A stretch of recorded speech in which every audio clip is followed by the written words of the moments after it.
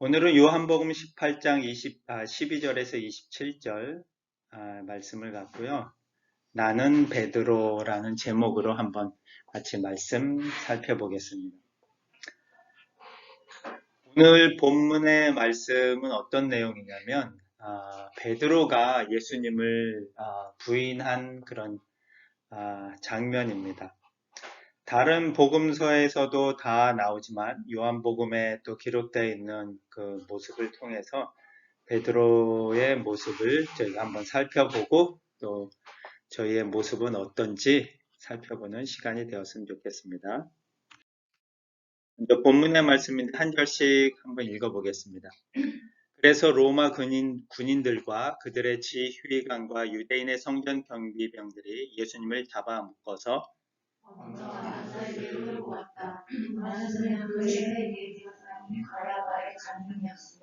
가야바는 유대인들에게 한 사람이 죽어 온 백성을 살리는 것이 더 유익하다고 조언해준 사람이었다.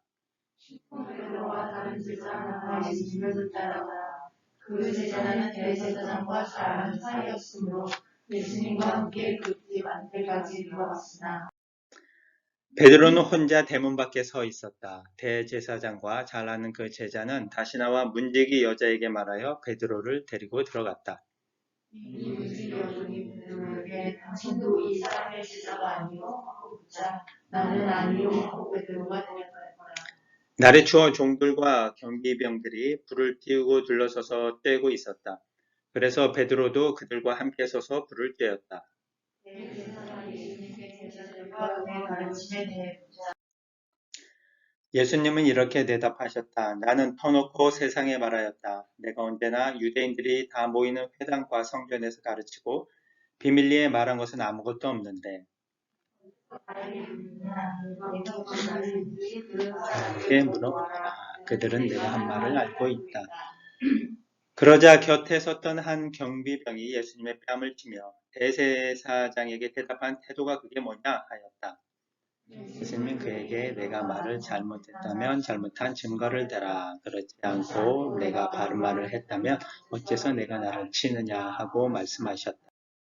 안나스는 예수님을 묶은 그대로 대제사장 가야바에게 보냈다.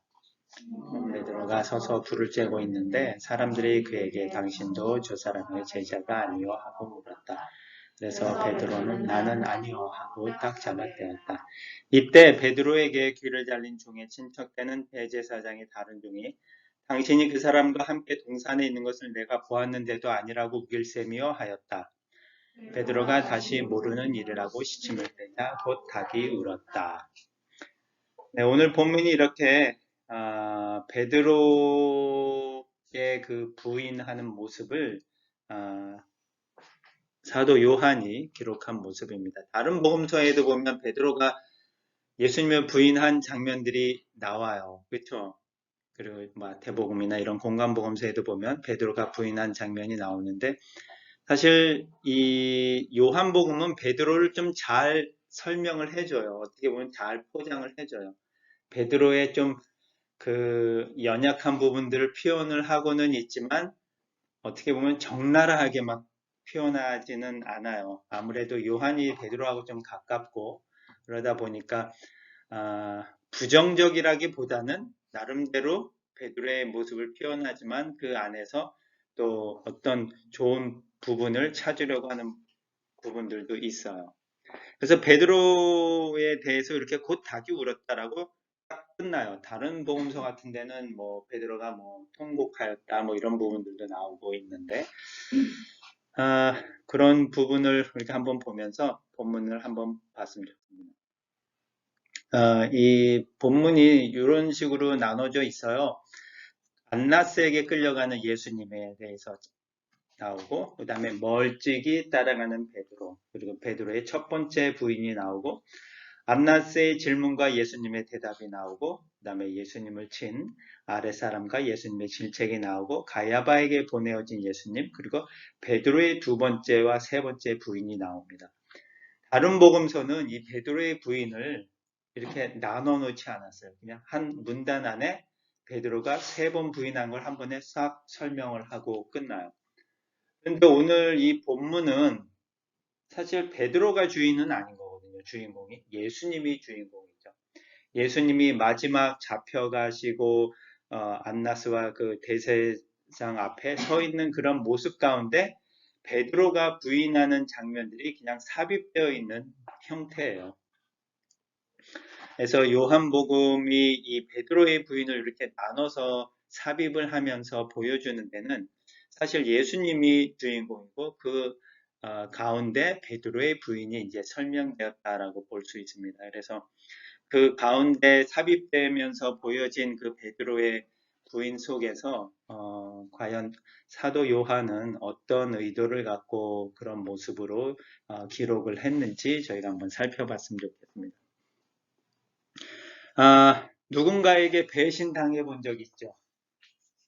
아니면 안 당해 본 사람들도 물론 있겠지만 살다 보면 가까이는 뭐 가족한테서도 뭐 진짜 자녀들한테서도 아니면 누군가에게 배신 아니면 뭐 배반 뭐 가벼운 정도의 아니면 좀 깊은 정도의 왜냐면 어떤 기대감을 우리들은 다 가지고 있는데 상대방에 대해서 누군가에 대해서 그런 기대감이 무너지는 순간이 이런 뭐 배신이나 배반이라는 느낌으로 다가올 수 있을 거예요.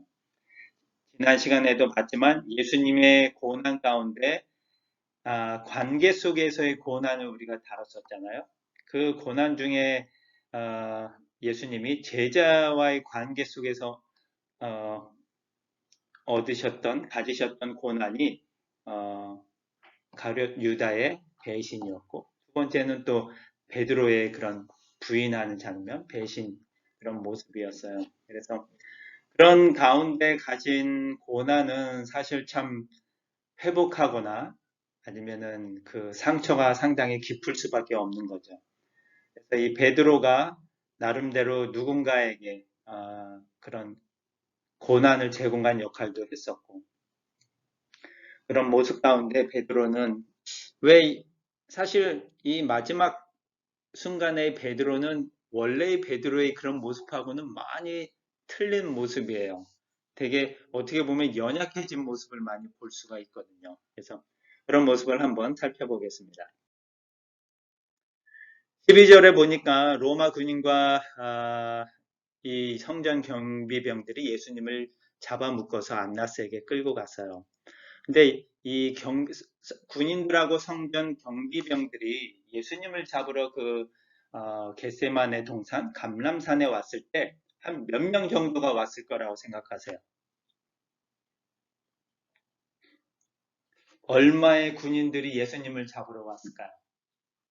예수님은 뭐 그 유대인들은 알겠죠? 예수님이 계시고 예수님과 함께하는 제자들이 있는 걸 알죠. 제자가 한 12명 됐으니까 뭐 열 몇 명을 잡으러 누군가를 보내야 된다 그러면 몇 명을 보내야지 좀 안전하게 잡을 수 있을 것 같아요. 몇 배의 수가 돼야 되겠죠. 적어도 뭐 50명 이상, 100명 이상, 많으면 많을수록 좋았을 것 같아요.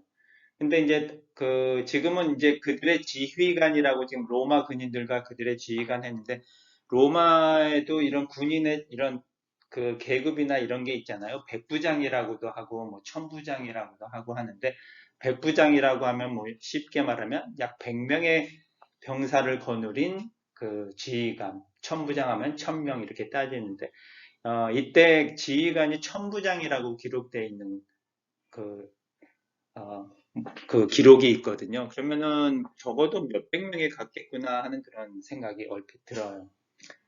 그래서 그렇게 예수님을 잡아서 안나스에게 끌고 왔는데 안나스는 누구냐면 대제사장인데 사실 현재 대제사장은 가야바예요. 가야바의 장인이면서 대제사장이었어요. 근데 우리가 아시겠지만 얼핏 대제사장은 한 사람이거든요.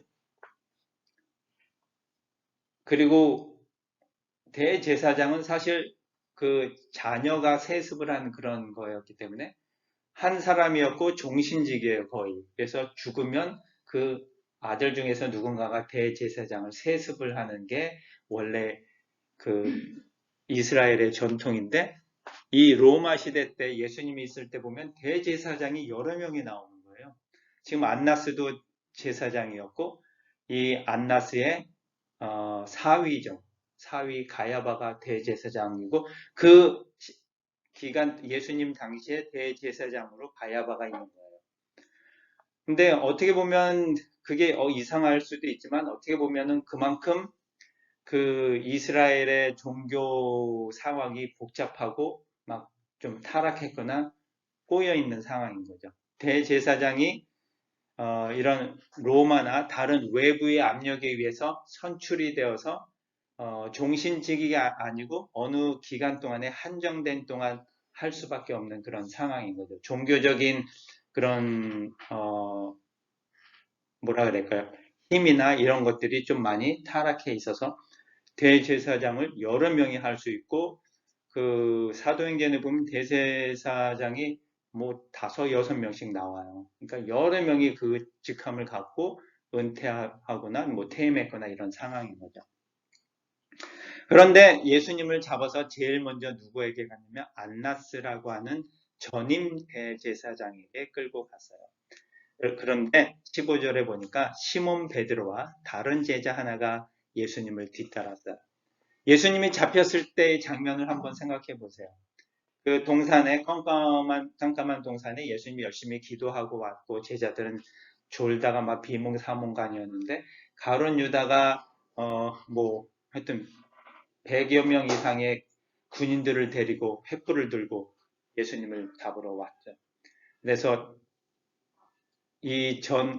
지금 이 앞부분에서는 예수님을 이제 잡으려고 하는 그런 장면들이 나올 때 예수님이 내가 그 사람이로다. 내가 너희가 잡으려고 하는 그 사람이다 라고 말씀하시는 그런 장면이 나오고 그때 제자들 중에는 칼을 갖고 있는 제자들이 있었어요. 열심당인 그 시몬도 뭐 칼을 갖고 있었고 베드로도 갖고 있었고 하니까 베드로가 칼을 빼서 잡으려고 하는 예수님을 좀 방어를 하려고 했겠죠. 그래서 말고에 어떻게 칼을 휘둘렀는데 귀를 잘랐어요. 예수님이 그래서 귀를 고쳐주시면서 칼을 집어넣으라고 했죠. 그러니까 약간의 대치하는 그런 상황들은 있었던 거예요. 그러면서 예수님이 나의 제자들은 다 잡아가지 말라 살려주라 하고 예수님 혼자 잡혀가는 그런 상황이 되었겠죠. 그러면서 12제자들이 11제자들이 도망을 가는 그런 상황인 거죠. 어떻게 보면은. 하지만 도망을 막 해서 걸음아 나 살려라 하고 막 도망갔을까? 라는 그런 생각도 들고 하지만 그 중에 베드로하고 다른 제자 하나가 있는데 누군지 이름은 거론하지 않지만 뭐 요한이라고 추정을 합니다. 이 두 제자가 멀찍이서 거리를 두고 이제 잡혀가는 예수님을 이렇게 따라가는 거죠. 그래서 나머지 제자들은 어디로 갔을까 하는 그런 생각도 궁금하지만 그 베드로는 무슨 생각을 하면서 그 예수님 뒤를 따라갔을까 하는 그런 생각이 들어요. 칼을 빼가지고 예수님을 지키려고 막 했었던 그런 베드로였는데 이제는 힘도 못 쓰는 상황에서 그냥 잡혀가는 예수님을 멀찍이서 따라만 가야 되는 그런 베드로. 하지만 다른 9명의 제자들과는 다르게 나는 그래도 완전하게 도망가지는 않고 그래도 끝까지 예수님이 어떻게 되는지를 보려고 이렇게 조금 따라가는 모습. 그래서 나름대로 그래도 내가 제자들 중에 수제자는 아닐까라는 그런 자부심을 갖고 쫓아가는 그런 모습이 조금 있었을 것 같다라는 생각이 들어요.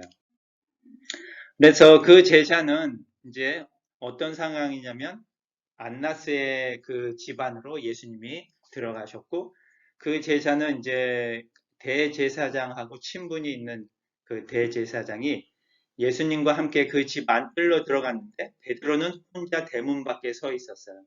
아무래도 대제사장이니까 대제사장이 사는 그 집 안으로 출입이 그렇게 쉽게 자유롭게 아무나 그냥 막 들락날락 할 수 있는 상황은 아니었었죠.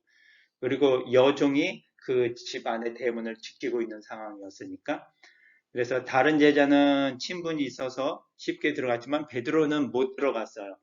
하지만 우리가 베드로의 성격이나 베드로를 생각해 봤을 때 베드로가 왜 그냥 문 밖에 그냥 머뭇머뭇하고 그냥 가만히 서 있었을까 하는 생각이 들어요. 베드로 같은 성격이었으면 막 들어가려고 떼를 쓰거나 들어가게 해달라고 막 보채거나 그랬을 것 같아요. 왜냐면은 그 전의 상황을 보면 칼을 뽑고 예수님을 방어하려고 할 정도였고, 폭풍 가운데 예수님이 이렇게 걸어오셨을 때 그 성난 파도가 있는 그 바다 위로 뛰어들어가서 걷게 해달라고 할 정도의 그 열심이나 그런 걸 봤을 때 베드로가 이 상황에서는 되게 좀 어떻게 보면 연약해 보이고 뭔가 해야 될 일을 안 하는 것처럼 보이는 거예요. 적극성이 없어 보이는 거죠. 그 안에 당연히 들어가려고 애써야 되는 그런 베드로였는데. 그래서 그런 베드로가 본연의 베드로의 모습은 이 순간에는 없어지고 보이지가 않는 거예요. 요한복음 13장 37절에 보면 주님을 위해서라면 제 목숨도 버리겠습니다 라고 큰 소리까지 친 베드로의 모습은 어디 갔는지 안 보이고 너무도 소극적이고 움츠러든 그런 베드로의 모습밖에는 보이지가 않는 거죠. 그 다음에 16절, 17절에 보니까 대제사장과 잘하는 그 제사가 다시 나와서 문지기 여자한테 베드로를 데리고 들어갔습니다. 그러니까 문지기 여자한테 들여보내달라고 얘기를 했겠죠. 그러니까 문지기 여종이 베드로에게 당신도 이 사람의 제자가 아니요? 하고 묻자 나는 아니요 하고 베드로가 대답한 것, 첫 번째 부인을 한 장면입니다. 그런데 이 여종이 물어본 그 말이 좀 한번 생각해 보면 당신도 이 사람의 제자가 아니요? 라고 물었을 때 이 여종이 어떤 이 베드로를 정체를 찾아내 가지고 이 베드로를 붙잡으려는 그런 의도로서 물어본 질문은 아닌 것 같다라는 생각이 많이 드는 거거든요. 왜냐하면 지금 다른 제자는 벌써 예수님을 따르는 제자라는 것을 알고는 있는 상황인 거예요, 사람들이. 그래서 그 제자가 안에 들어갔고 다시 나와서 이 여종한테 분명히 이랬겠죠. 내 일행이니까 같이 들여보내달라. 우리가 어디를 출입할 때 나는 들어갔는데 누군가가 못 들어와 있으면 이 사람 나 일행이에요. 같이 들어가게 해주세요 하고 보통 들어가잖아요. 그렇죠? 그래서 나와 같은 일행이라는 것을 알게 해주는 상황이었기 때문에 이 여종이 사실 물어보는 말도 당신도 저 사람의 일행이에요? 라는 그런 의미가 섞여 있는 질문이었는데 베드로는 이제 나는 아니야. 예수님의 제자가 아니야. 라는 그런 반문을 하고 그런 얘기를 하는 거죠. 그래서 이 사실 베드로가 한 말이 이제 나는 아니야 라고 했을 때 헬라어로는 되게 간단하거든요. 욱 에임이라고 이렇게 얘기를 해요. 나는 아니요 라는 말이. 근데 이 전에 예수님이 사용하시는 말 중에 내가 그 사람이다. 또 출애굽기에서부터 하나님이 하나님을 표현하시고 하나님의 이름을 가르쳐 주실 때 하는 말씀이 헬라어로 번역돼서는 에고 에임이라고 얘기를 하거든요. 그래서 요 전 상황에서 그 군인들이 잡으러 와서 예수님에게 당신이 그 사람이요 라고 했을 때 예수님이 내가 그 사람이다. 에고 에임이라고 헬라어로 얘기했을 때 사람들이 그 어떤 신적인 권위나 그런 거에 눌려서 사람들이 뒤로 자빠졌다라고 본문에 나와 있거든요. 그러니까 그만큼 예수님이 내가 그 사람이다라는 그 신적인 권위를 나타내는 말이 쓰였는데 이 베드로는 나는 그 사람이 아니다. 나는 아니야라고 하면서 자신의 그 연약함이나 그런 것을 보여주는 또 고난을 회피하고 벗어나려고 하는 그런 연약한 모습을 보여주는 부분이 서로 이렇게 대비가 되는 거예요. 그러면서 베드로의 가지고 있던 그런 연약함들이 보여지기 시작하는 거죠. 나의 생명을까지도 바치겠다라고 얘기했던 그 베드로가 오늘 이 본문 속에서는 유독 연약하게 보이는 거예요. 그런데 이제 예수님이 그 안나스의 앞에서 얘기할 때 어떤 말씀을 하셨냐면 안나스가 그 예수님의 제자들과 그 가르침에 대해서 물어보니까 예수님이 이렇게 말씀을 하셨거든요. 본문에서 어째서 나에게 묻느냐 내가 무슨 말을 했는지 들은 사람들에게 물어보아라. 그들은 내가 한 말을 알고 있다.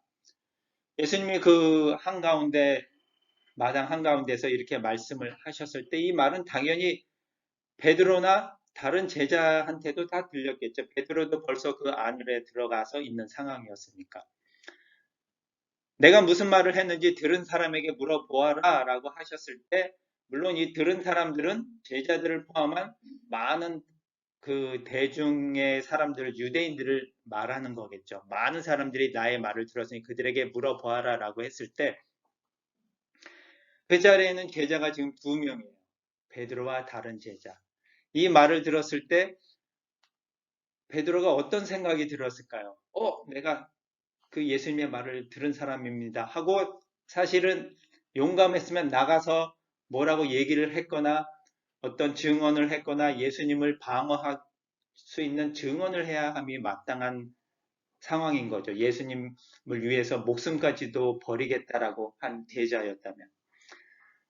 그런데 베드로는 한마디도 못하고 그냥 가만히 있는 상황이었죠. 나는 아니다라고 하면서 그 마당 안뜰에 들어와 있는 상황인데, 초라한 모습은 뭐냐면 25절에 보니까 시몬 베드로가 서서 불을 쬐고 있는데 사람들이 그에게 당신도 저 사람의 제자가 아니요 하고 물었다. 그래서 베드로는 나는 아니요 하고 딱 잡아쨌다. 그러니까 부인하면서 더 아니요라고 얘기를 하는 거예요. 그 가운데 서 있는 사람들이. 그런데 18절에 보니까 날짜가 빠졌는데 날씨가 추웠어요. 그 요르단이나 이스라엘의 4월 초 정도의 아침 새벽녘의 날씨는 춥거든요. 우리나라보다 약간 더 쌀쌀한 상황이라고 보시면 될 거예요. 그러니까 추우니까 불을 피워서 사람들이 모여 있었던 거죠. 추웠기 때문에 동들과 경비병들은 숯불을 피워놓고 둘러서서 불을 쬐고 있었다. 베드로도 불을 쬐며 그들과 함께 서 있었습니다. 우리가 어떤 슬픈 일을 당하거나 어려운 일을 당하거나 했을 때는 사실 어떻게 보면은 배고픔도 있고 추위도 있고, 왜냐면 그 당한 상황이 너무도 힘들고 어렵기 때문에 모든 우리의 감각적인 부분들이 사실 잊혀지는 게 당연한 거거든요.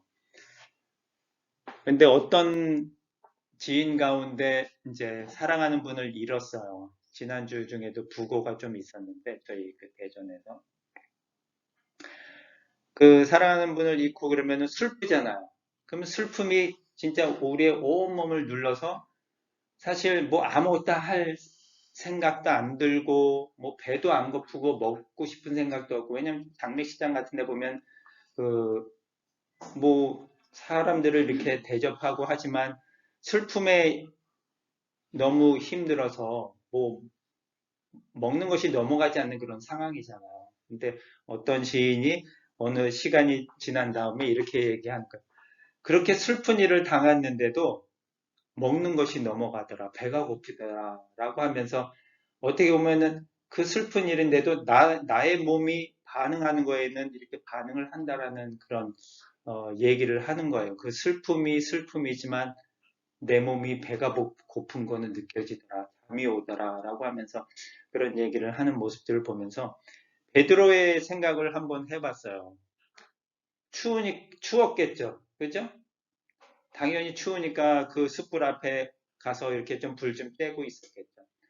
물론 예수님은 저기서 혼자 모든 고난과 그 상황을 맞이하고 있었지만 그러한 모습을 보는 제자의 심정이 진짜 같이 예수님하고 공감이 됐다면 추위가 느껴지거나 사실 배가 고프거나 이럴 겨를이 없었겠죠. 그 고난의 한가운데 있는 예수님을 생각하면 그럴 생각이 안 드는데도 불구하고 그냥 우리의 육체적인 모습들이 반응을 하는 거예요. 추워서 숯불을 쬐어 놓는 그런 상황, 그 가운데서 불을 떼고 있는 그런 베드로의 초라한 모습을 보는데, 숯불이라고 그랬잖아요. 숯불을 피워놓고. 그런데 이 숯불이 성경에 딱 2번 나와요. 보니까 오늘 이 베드로가 지금 쬐고 있는 숯불에 한 번 있고요. 또 한 번은 언제 나오냐면 요한복음 21장에 나옵니다. 9절에서 10절에 보면 예수님이 부활하시고 제자들은 갈릴리 바다 호수에 가서 물고기를 잡잖아요. 근데 바닷가에서 예수님이 숯불을 피워놓고 제자들을 기다리고 계시는 그 장면에 나온 숯불이 동일한 의미로 딱 2번 나오는 숯불이에요. 베드로가 그 추위를 느끼면서 그 숯불을 쬐고 있었던 그 장면하고 예수님이 부활하신 이후에 숯불을 피워놓고 제자들을 부르시는 그 장면에 나오는 숯불입니다. 제자들이 육지에 올라와 보니 숯불 위에 생선이 놓여 있었고 빵도 준비되어 있었다. 예수님은 제자들에게 지금 잡아온 고기를 좀 가져오너라 하고 말씀하셨다. 이 장면 이후에 어떤 장면이 나오냐면요. 예수님이 베드로에게 내가 나를 사랑하느냐라고 3번 물으시는 장면이 쫙 나와요. 베드로에게 있어서 이 숯불 앞에 놓여 있는 예수님의 생선과 빵과 예수님의 모습, 그 숯불을 보면서 마지막 순간에 그 베드로가 추워서 그 숯불 앞에서 불을 쬐고 있는 모습이 서로 교차가 됐을까요? 아마 충분히 이렇게 생각이 났었을 것 같아요.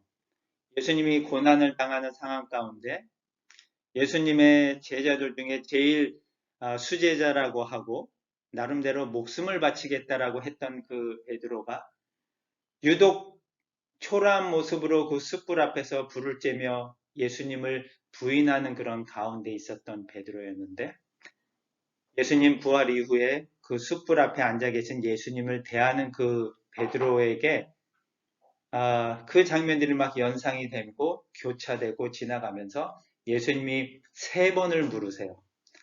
베드로가 3번 부인했던 것처럼 예수님이 3번 내가 나를 사랑하느냐라고 3번 물으십니다. 그런 상황 가운데 베드로는 자기의 연약한 모습, 또 내가 베드로야 라고 외치고 내 생명도 내놓겠다라고 했었던 그 자부심이나 자만심 그런 걸 다 내려놓고 자기의 연약한 모습을 주님 앞에 고백하고 살아갈 수밖에 없었던 것 같아요. 식사가 끝난 후에 예수님은 시몬 베드로에게 요한의 아들 시몬아 내가 이 사람들보다 나를 더 사랑하느냐 하고 물으셨다. 베드로가 그렇습니다. 주님, 제가 주님을 사랑하는 것을 주님이 아십니다. 뭐라고 얘기를 할 수가 없겠죠. 이제는 베드로가 그 자신의 초라하고 연약한 모습을 고백하는 것이 전부이기 때문입니다. 저희 모두는 사실 베드로보다도 더 연약하고 또 한없이 낮은 존재들입니다. 그런 저희들은 주님이 주시는 그런 한없는 사랑과 또 은혜가 아니면 살아갈 수 없는 그런 존재들입니다. 예수님과 함께 동고동락을 했었던 베드로조차도 이런 연약한 모습을 보이는데 저희는 얼마나 더 연약하겠습니까?